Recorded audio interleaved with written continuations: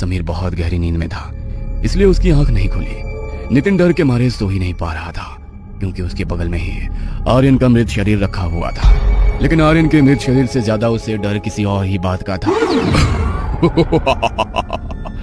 मैंने तुम्हारा काम कर दिया, अब मुझे मानव बलि चाहिए। क्या? ये क्या कह रहे हो तुम? मानव बलि? लेकिन मैं तो तुम्हें पहले ही बलि दे चुका हूँ ना। आधा ज्ञान हमेशा तकलीफ देता है। पशु बलि से तो मैं जागृत होता हूँ, लेकिन कार्य पूर्ण करने के बाद मुझे मानव बलि चाहिए। मुझे मानव बलि लाकर दो, वरना मैं तुम्हें ही खा जाऊंगा। नहीं, देखो, मैं ऐसा नहीं कर सकता। अगर तुम्हें बलि ही चाहिए तो तुम्हें जितने तुम बोलोगे उतने पशुओं की बलि दूंगा, लेकिन मैं किसी इंसान को कैसे बलि पर चढ़ा सकता हूँ? कितने अच्छे इंसान हो ना तुम। अपने दोस्त को बलि पर चढ़ाने से पहले सोचा था क्या? तो अब भी मत सोचो, क्योंकि मुझे इंतजार करना पसंद नहीं। अगर कल रात तक मुझे मानव बलि नहीं मिली तो तुम मेरी बलि बनोगे। मानव बलि कैसे चढ़ाऊंगा मैं उसे? मैं कैसे मार सकता हूँ किसी को? पहले ही आर्यन के मरने का पाप मेरे सर पर लग चुका है, अब किसी और को कैसे मार सकता हूँ? लेकिन अगर मैंने किसी और को नहीं मारा तो वो मुझे मार देगा। अगले दिन जब सुबह सबकी आंख खुली तो आर्यन की मौत ने सबको चौंका दिया, क्योंकि जिस तरीके से उसकी मौत हुई थी वो सामान्य नहीं था। उसका पूरा शरीर सफेद पड़ चुका था और आंखें बाहर को निकल कर आ चुकी थी। ऐसा कैसे हो सकता है? ये कोई सामान्य मौत नहीं है, कुछ तो बहुत अजीब हुआ है आर्यन के साथ। वरना ऐसे कैसे हो सकता है कि किसी के मरने पर उसका पूरा शरीर ऐसे सफेद पड़ जाए और आंखें बाहर को निकल कर आ जाए। समझ तो मैं भी नहीं पा रहा कि इसके साथ ये हुआ कैसे, क्योंकि ये सब बेताल का किया हुआ है। लेकिन बेताल को जब तक कोई जागृत ना करे तब तक बेताल यहाँ पर किसी को नुकसान नहीं पहुँचाता। कहीं इसकी किसी के साथ कोई दुश्मनी तो नहीं थी ना? कहीं तुम्हारा दिमाग तो खराब नहीं हो गया है? कुछ भी बोले जा रहे हो। एक तो यहाँ हमारा दोस्त चल बसा और तुम फालतू की बकवास कर रहे हो। बकवास नहीं कर रहा हूँ, मैं सच बोल रहा हूँ। किसी ने जागृत किया है उसे, और हो सकता है कि तुम में से ही किसी ने ऐसा किया हो, क्योंकि तुम लोगों से तो यहाँ पर किसी और को कोई मतलब ही नहीं है। पहली बार यहाँ पर आए हो तो भला कोई और तुम्हारे साथ ऐसा क्यों करेगा? तुम में से ही कोई है जो इस सब का जिम्मेदार है। बंद करो तुम अपनी बकवास। हम में से कोई ऐसा क्यों करेगा? अरे हमने अपना दोस्त खोया है, और भला हम खुद अपने दोस्त के साथ ऐसा क्यों करेंगे? तुम प्लीज अभी चले जाओ यहाँ से। समीर ने गार्ड को वहां से भेज दिया। आर्यन के परिवार में पहले बस उसकी एक बूढ़ी दादी थी, जो भी कुछ समय पहले चल बसी थी, इसलिए आर्यन के परिवार में उसका अंतिम संस्कार करने वाला कोई नहीं था। तो उसके दोस्त ने ही वहां पर उसका अंतिम संस्कार कर दिया। क्या सोच कर आए थे हम लोग यहाँ पर, और क्या हो गया? अपने दोस्त को खो दिया हम लोगों ने। अब हम यहाँ पर एक सेकंड भी नहीं रुकेंगे, हम अभी के अभी यहाँ से चले जाएंगे। हाँ, मुझे भी यहाँ रुकना अब खतरे से खाली नहीं लग रहा। जब आर्यन के साथ ऐसा हो सकता है तो हमारे साथ भी कुछ भी हो सकता है। अगर ये लोग अभी यहाँ से निकल गए तो मैं बेताल को रात को बलि कैसे चढ़ाऊंगा? और अगर मैंने उसे बलि नहीं चढ़ाई तो वो मुझे मार देगा। नितिन, तुम गाड़ी निकाल लो, तब तक हम लोग सामान लेकर आते हैं। अच्छा ठीक है, मैं गाड़ी निकालता हूँ। नितिन गाड़ी लेकर आने की एक्टिंग करने लगा। उसके दोस्त सामान लेकर नीचे आ गए थे। वो थोड़ी देर बाद आया और बोला, आज आगे की तरफ बहुत ज्यादा बर्फबारी हुई है, तो पुलिस ने नाकाबंदी कर दी है। हम आज यहाँ से नहीं जा सकते, 1-2 दिन बाद ही जाना पड़ेगा। क्या? लेकिन अगर आज रात हम लोग यहाँ पर रुके और हम में से किसी को कुछ हो गया तो? अरे तुम डरो मत नैना, कुछ नहीं होगा, बस खुद को संभालने की कोशिश करो। अरे आर्यन के साथ जो हुआ वो बस एक हादसा था, डरो मत। नितिन ने सबसे झूठ बोला ताकि आज रात भी वो लोग यहीं पर रुक सके। वो रात को बाहर बाहर नीचे के चक्कर लगाने लगा। गार्ड बाहर बाहर उसे ही देख रहा था। गार्ड को उस पर पूरा शक था कि उसी ने बेताल को जागृत करके अपने दोस्त को मरवाया है। रात के 11 बजने वाले हैं, तुम इतनी रात गए यहाँ पर क्यों घूम रहे हो? इतनी सर्दी है तो होटल के अंदर जाओ ना। नींद नहीं आ रही है मुझे, और तुम अपने काम से काम रखो, बड़ा ध्यान है तुम्हें मेरा। मैं अच्छी तरह जानता हूँ कि क्यों घूम रहे हो तुम यहाँ पर, और ये भी जानता हूँ कि तुमने ही अपने दोस्त को मारा है, और कोई नाकाबंदी नहीं है आगे। जानबूझकर अपने दोस्तों को यहाँ पर रुकवाने के लिए ये सब बहाना बनाया है तुमने। किसी की बलि देने वाले हो ना तुम? दिमाग खराब हो गया है क्या तुम्हारा, या सठिया गए हो जो कुछ भी बोले जा रहे हो? दोस्त को मारना, बलि देना, ना जाने क्या क्या। शर्म आनी चाहिए तुम्हें। नितिन होटल के अंदर आ गया। उसने देखा कि होटल के अंदर गार्ड चाय बना रहा है।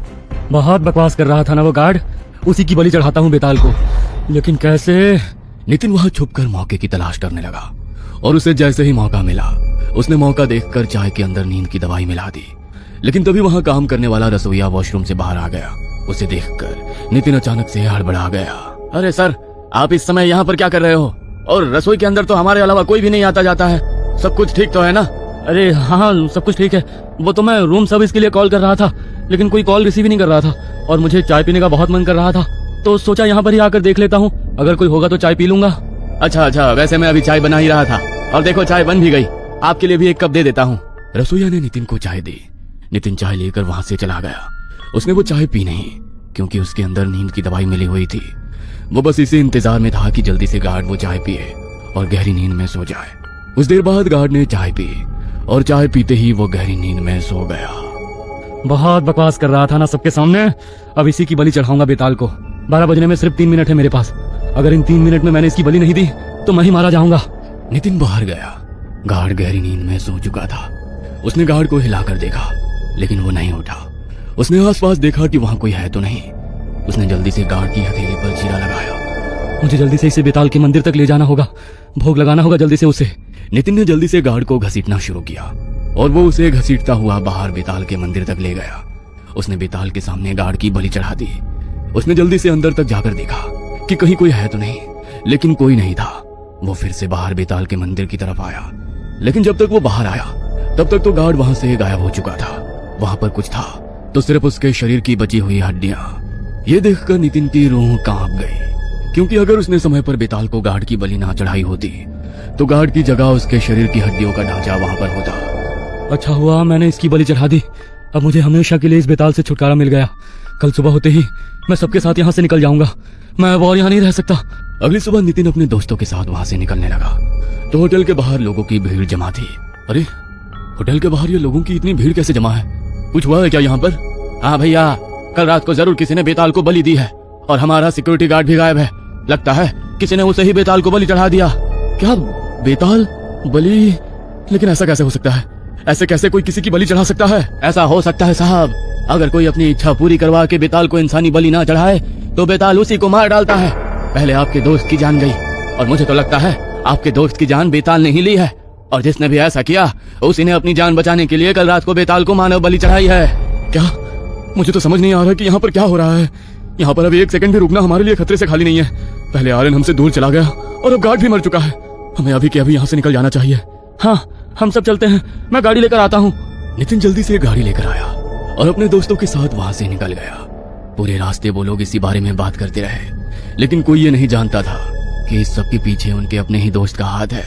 पता नहीं कौन है वो जिसने बेताल को ये बलियां चढ़ाई है। जिसने भी ये किया है ना, उसे इसकी सजा तो जरूर मिलेगी। हमारे आर्यन को हमसे छीन लिया उसने। पूरे रास्ते भर नितिन ने किसी से बात नहीं की। वो अपने घर पहुंचा तो उसने चैन की सांस ली। अब उसे बेताल से मुक्ति मिल गई है, लेकिन रात के जैसे ही 12 बजे तो वैसे ही उसे अपना शरीर फिर से भारी लगना महसूस हो गया। ये क्या हो रहा है? मेरा शरीर फिर से इतना भारी कैसे हो रहा है?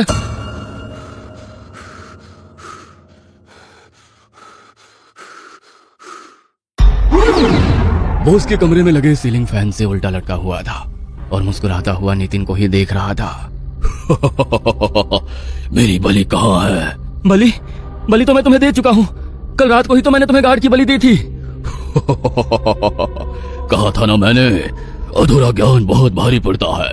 1 मानव की बलि नहीं चाहिए मुझे, 11 मानव की बलि चाहिए। 12 बज गए हैं, आज की बलि दो मुझे। क्या? आज की बलि? मैं अचानक तुम्हें कहां से बलि लाकर दूं, वो भी मानव बलि? देखो, मुझे थोड़ा समय दो, मैं कल सुबह तुम्हें बलि दे दूंगा। तुम्हें पता है ना, मुझे इंतजार करना पसंद नहीं। बलि तो मैं अभी ही लूंगा। अगर किसी और की बलि नहीं मिली तो तुम हो ना। डर के मारे नितिन का शरीर पूरी तरह पसीने से भीग गया। तभी उसके दरवाजे पर नॉक हुई। लगता है कोई आया है। दरवाजा नहीं खोलोगे क्या? भैया, दरवाजा खोलो ना। मुझे पता है आप जाग रहे हो। कल मेरा मैथ्स का टेस्ट है, प्लीज थोड़ी हेल्प कर दो ना। नहीं, तुम जाओ यहाँ से। मेरी तबीयत कुछ ठीक नहीं है और एक टेस्ट में कम नंबर लेकर आओगी तो कुछ फर्क नहीं पड़ेगा। जाओ यहाँ से।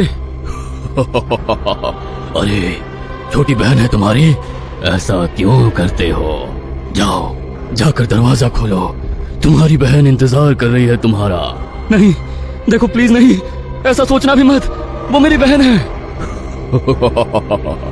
कोई बात नहीं, अगर तुम दरवाजा नहीं खोल रहे तो मैं ही खोल देता हूँ। नहीं। बेताल पंखे से उतरकर सीधा दरवाजे की तरफ दौड़ा। उसने दरवाजा खोला। रिद्धि। रिद्धि। रिद्धि की आखिरी चीख के साथ वहां सब कुछ शांत हो गया। बेताल भी कमरे की खिड़की से गायब हो गया। नितिन के कमरे के बाहर उसकी बहन की हड्डियों का ढेर था। उसकी आंखों से आंसू रुकने का नाम नहीं ले रहे थे। पछतावा उसके आंसुओं में फूट फूट कर गिर रहा था। मैंने क्यों किया? मेरी बहन मेरी वजह से मारी गई। मुझे माफ कर देना रिद्धि, मुझे माफ कर देना। मुझे उसे और 9 बलि चढ़ानी होगी, वरना वो मुझसे पहले मेरे परिवार को खत्म कर देगा। नितिन अगले दिन शाम को अंधेरा होते ही पार्क के पास घूमने लगा। पार्क में सब बच्चे जब चले गए तो बस एक ही बच्चा वहां पर खेल रहा था। नितिन ने उसे नशीली दवाई खिलाई और अपने साथ अपने घर ले गया। जैसे ही रात के 12 बजे उसने लड़के के शरीर पर एक चीरा लगाया और जैसे ही उसके शरीर से खून निकला, बेताल उसके ऊपर झपटा और नितिन की आंखों के सामने उस जिंदा बच्चे का शरीर भी हड्डियों के ढेर में बदल गया। बेताल उसे देखकर भयानक तरीके से मुस्कुराया और हड्डियों के ढांचों को वहां छोड़कर फिर से खिड़की के रास्ते गायब हो गया। 8 बलि और चढ़ानी है बस मुझे, उसके बाद मुझे और मेरे परिवार को इस बेताल से मुक्ति मिल जाएगी। 1, 2, 3 रातों तक नितिन ने फिर से यही किया। वह बच्चों के खेलने वाली जगह पर जाता और जो भी बच्चा आखिरी में उसे अकेला मिलता वो उसकी बलि चढ़ाने के लिए उसे अपने साथ ले आता और उनकी बलि देकर उनकी हड्डियों का कब्रिस्तान में दफन कर देता। आज भी वो किसी बच्चे की तलाश में था, लेकिन आज पुलिस वहां पर पेट्रोलिंग कर रही थी क्योंकि 3-4 दिनों से वहां बच्चों के लापता होने की खबर लगातार आ रही थी। पुलिस का ध्यान नितिन पर गया कि वह बहुत देर से पार्क के आसपास घूम रहा है और बच्चों पर नजर रख रहा है। वहां पर पेट्रोलिंग कर रहा एक हवलदार नितिन के पास आया। क्या रे, इतनी देर से तू क्या कर रहा है यहाँ पर और बार बार बच्चों के पास जाकर क्या देख रहा है? बच्चे उठाने वाला है तू? अरे कैसी बातें करते हो सर? मैं क्या आपको बच्चे उठाने वाला लगता हूँ? अब क्या पार्क में घूम भी नहीं सकते क्या? ज्यादा शाना बनता है। हाथ में क्या है तेरे? दिखा। कुछ नहीं है सर, कुछ नहीं है। दिखा। हवलदार ने नितिन के हाथ से पैकेट छीन लिया तो उसके अंदर नशे वाली दवाई थी। शक ठीक निकला मेरा, बच्चों को नशे की दवाई खिलाकर अगवा करता है। अरे नहीं सर, ये तो मेरे लिए रात को नींद नहीं आती है ना, तो नींद की दवाई खाता हूँ और कुछ नहीं है। नींद नहीं आती है ना तुझे? अभी थाने लेकर चलता हूँ, बहुत अच्छी नींद आएगी। चल, बच्चे चुराता है, शाना बनता है, इधर चल। हवलदार नितिन को अरेस्ट करके वहां से ले गया। रात के 12 बजते ही बेताल नितिन के पास पहुंच गया। तू आज मेरे लिए बलि लेकर नहीं आया तो मैंने सोचा मैं ही तेरे पास आ जाता हूँ। मेरी आज की बलि कहाँ है?